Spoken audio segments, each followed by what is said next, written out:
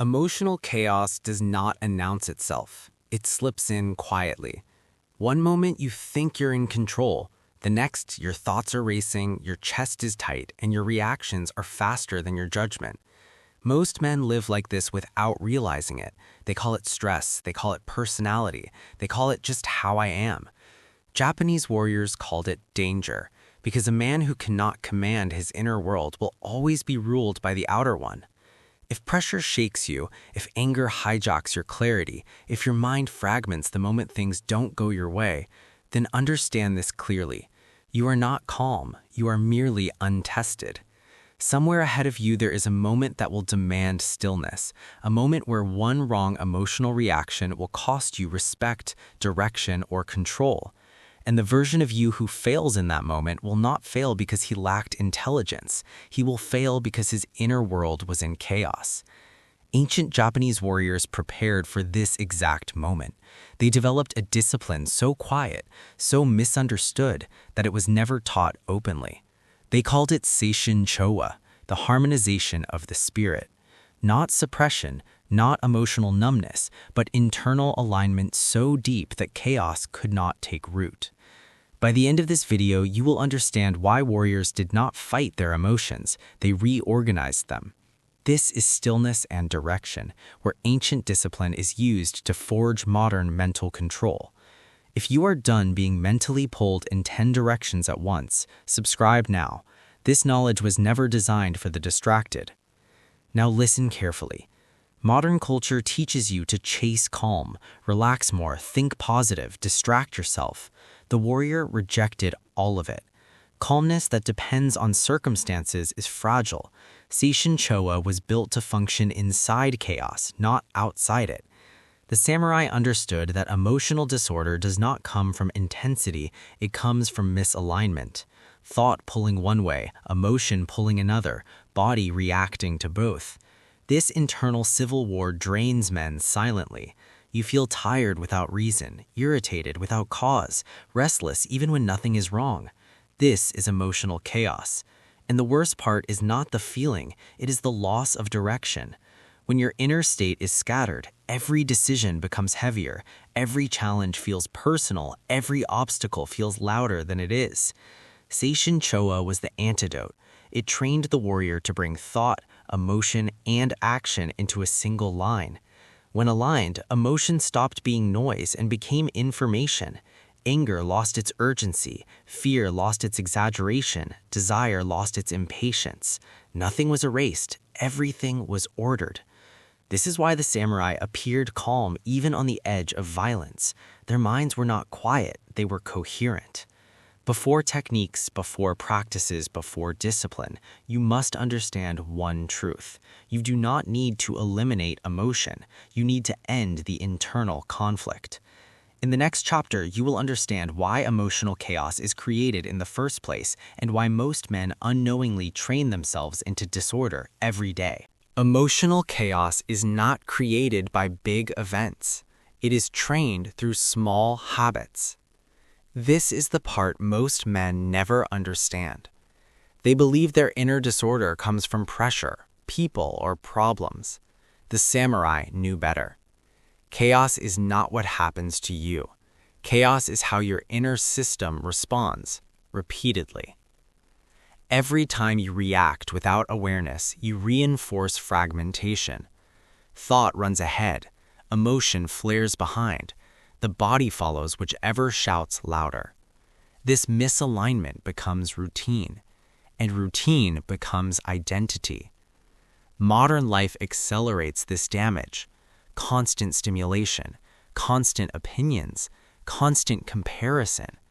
Your attention is pulled outward all day. Then you wonder why your inner world feels scattered.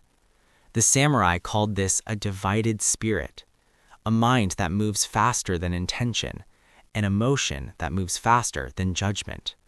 And the more divided a man becomes internally, the more he seeks control externally. Arguments increase, irritation sharpens, patience thins. Not because the world got worse, but because inner order collapsed. Seishin Chowa was designed to reverse this collapse. But first, the warriors had to identify the root cause. The root was not anger, not fear, not stress. The root was attention without command. Whatever you give uncontrolled attention to begins to organize your emotions for you. A disrespectful comment, a perceived threat, a future fear. Attention latches on, emotion follows, the body reacts. And suddenly you are no longer present, you are captured. Most men live in this captured state. They replay conversations that already ended. They argue with people who are not there. They feel emotions disconnected from reality. This is not depth. This is disorder. The samurai considered this dangerous because a man who cannot anchor attention cannot anchor himself.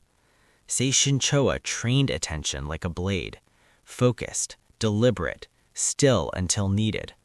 They practiced holding awareness on one point while emotion attempted to pull them away, not to suppress emotion, but to prevent it from scattering the mind.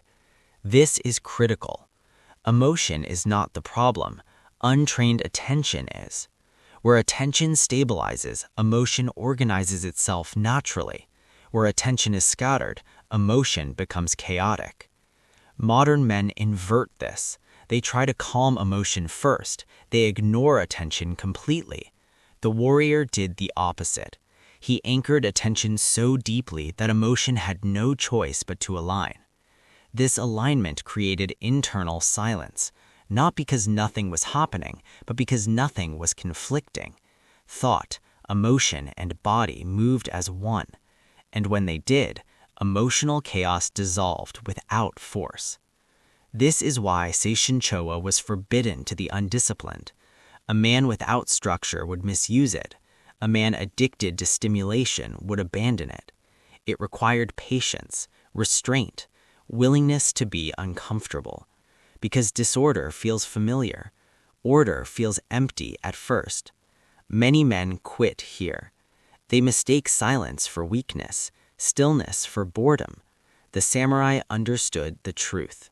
Silence is where control is forged. In the next chapter, you will learn how warriors physically trained this alignment, not through theory, but through deliberate, uncomfortable conditioning. The samurai never trusted understanding alone. They trusted conditioning. They knew a dangerous truth. What you understand in calm moments disappears the moment pressure enters the body. This is why emotional chaos always returns when life tightens its grip. Seishin Choa was not learned through words. It was trained through exposure.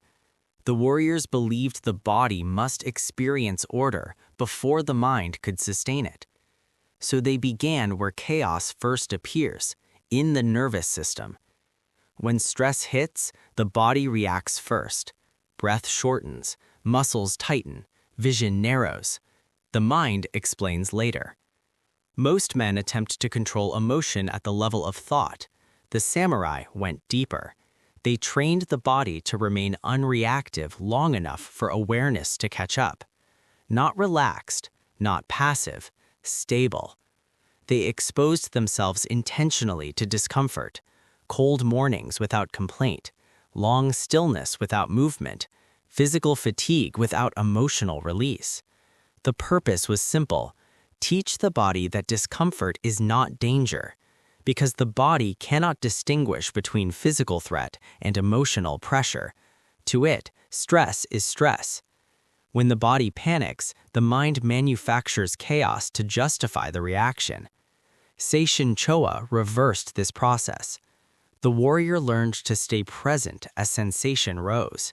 He did not escape it. He did not distract himself. He stayed. Breath slowed, not forcefully, but naturally once panic was denied momentum. Posture remained aligned, eyes steady, jaw loose. Stillness became a signal to the nervous system. We are safe enough to choose. This moment is where chaos usually wins. Most men move, speak, react. The samurai waited. And in waiting, alignment returned. Thought stopped racing ahead of emotion. Emotion stopped hijacking action. Everything reorganized itself around awareness. This is why Seishin Choa feels uncomfortable at first. It removes your usual escapes. No anger to discharge tension, no distraction to numb sensation, no reaction to feel alive, only presence. And presence exposes how addicted modern men are to internal noise. But the samurai stayed long enough for the addiction to weaken. They trained daily to sit inside rising emotion without naming it, judging it, or releasing it, just observing sensation until it lost urgency. This is critical. Emotion cannot survive observation without movement. It feeds on reaction. Remove reaction, and emotion burns out quietly. Over time, the nervous system recalibrates. Stress no longer triggers panic. Pressure no longer fragments attention. Stillness becomes familiar. And what is familiar no longer threatens identity. This is how Seishin Choa becomes embodied, not as calmness, but as coherence under strain. The warrior could move instantly when required because stillness was not resistance, it was readiness. By the time conflict arrived, there was no internal argument to resolve. Action emerged cleanly. In the next chapter, you will learn how this internal alignment reshapes identity itself, why men who master Seishin Choa no longer crave validation, dominance, or emotional release, and why emotional chaos cannot return to a system that has learned order at the level of the body. Emotional chaos survives only when identity is unstable. This is the truth the samurai rarely spoke aloud. A man whose sense of self depends on emotion will always be vulnerable to disorder. When identity shifts with mood, clarity cannot hold. The samurai trained Seishin Choa to anchor identity somewhere deeper than feeling, not in happiness, not in confidence, not even in calm, in conduct. They believed a man was defined by what he could maintain under strain. This is where emotional chaos dies. Most men ask, "How do I feel?" The warrior asked, "How do I behave?" Feelings fluctuate. Behavior can be trained. Seishin Choa redirected attention away from emotional states and toward deliberate action. The warrior no longer asked whether he felt ready. He asked whether the action was correct.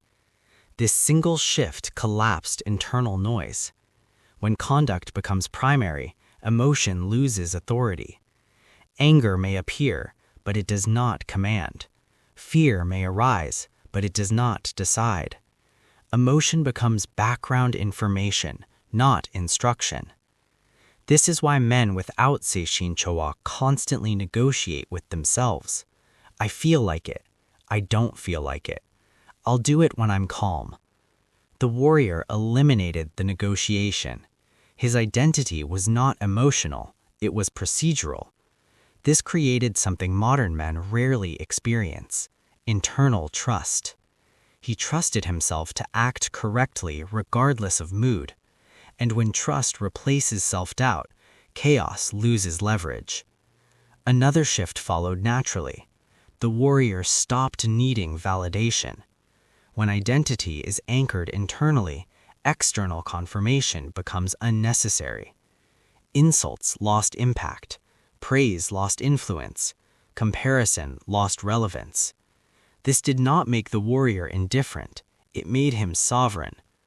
Emotional chaos thrives on external reference points: what others think, how they react, where you stand. Seishin Choa removed the need to constantly measure oneself. The warrior no longer reacted to protect image. He acted to maintain alignment.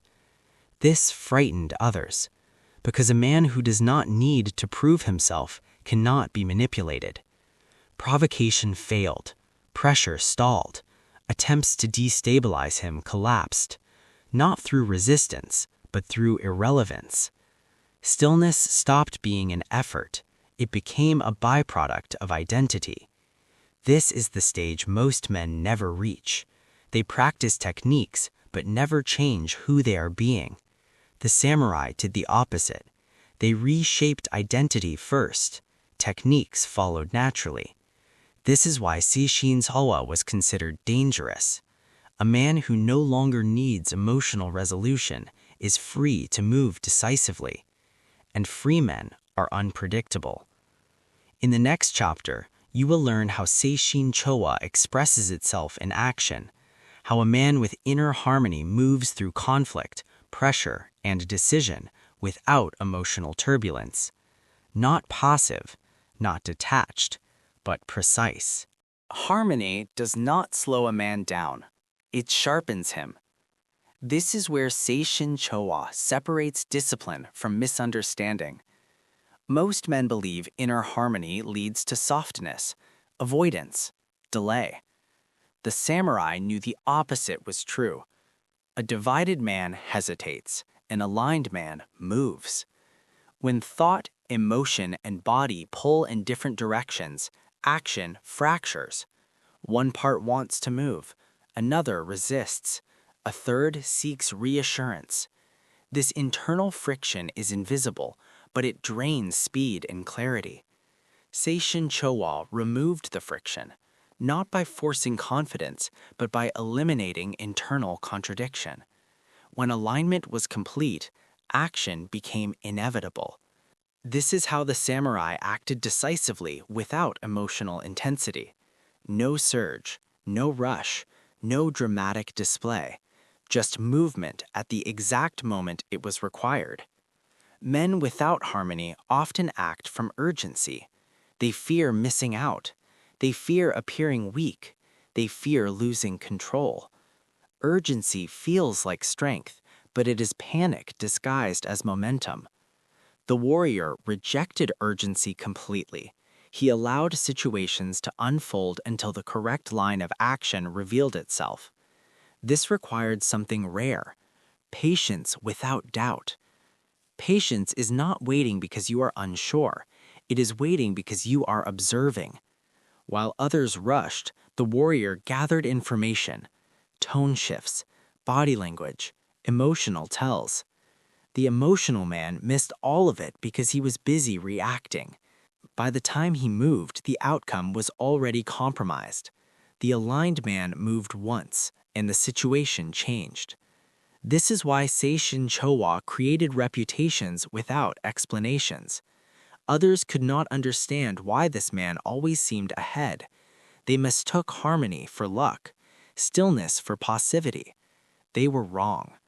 Harmony made the warrior dangerous without making him noisy. In conflict, he did not escalate. Escalation burns options.